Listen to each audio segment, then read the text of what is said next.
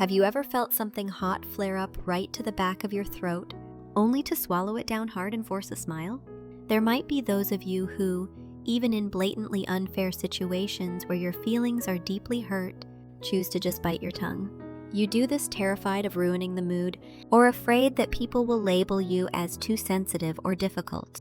Every time that happens, anger boils inside you dozens of times a day. But because you spend so much energy maintaining a calm facade as if nothing is wrong, you come home feeling completely physically battered and exhausted. You might have earned the reputation of being a sweet, easygoing, good person. But when you're alone at night, your chest feels suffocatingly tight and your eyes well up with unexplainable sorrow. We've lived our lives believing that it's far better to let our own hearts take the hit than to create conflict in our relationships. But today, to all of you with those kind, heavy hearts, I want to talk about how the anger you've been stuffing down is growing into a terrifying monster inside you, and why it is finally time to safely let those emotions out. The biggest reason we suppress and hold back our anger is simply fear.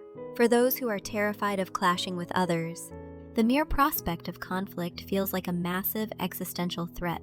There's a subconscious terror lurking within, the fear that the moment you reveal your raw, uncomfortable emotions, the other person will criticize you and walk away, shattering the relationship you've worked so hard to build. So in that split second when anger flares, our brain forcibly flips the emotion switch to off in order to survive. We comfort ourselves by claiming to be peacemakers, rationalizing the situation by thinking, if I just hold it in this one time, everyone else will be comfortable. But our emotions never just evaporate into thin air. Think about what happens if you leave the water running in a bathtub with a plugged drain.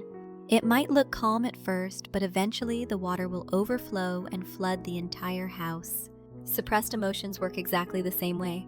Unprocessed anger piles up in the deepest, darkest basement of your mind, slowly rotting and beginning to emit a toxic gas.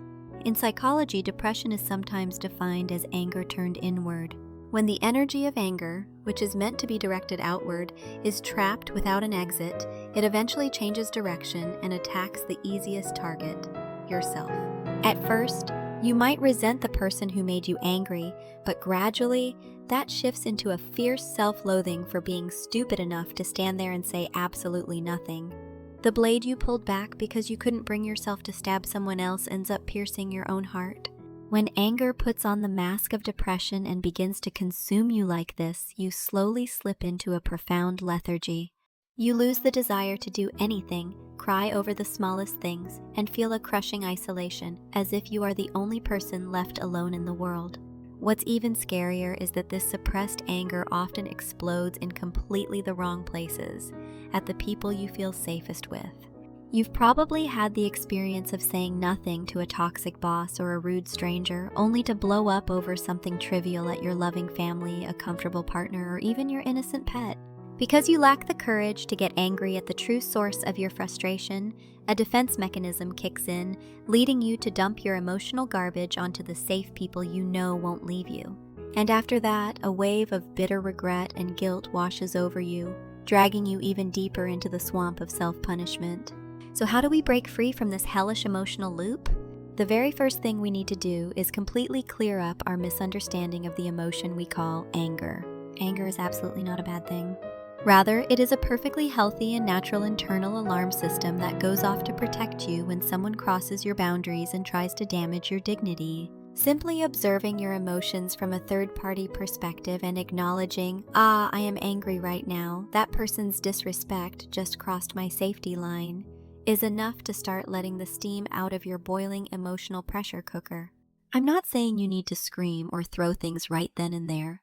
After the wave of emotion settles down a bit, you must practice communicating your discomfort to the other person using refined, clear language.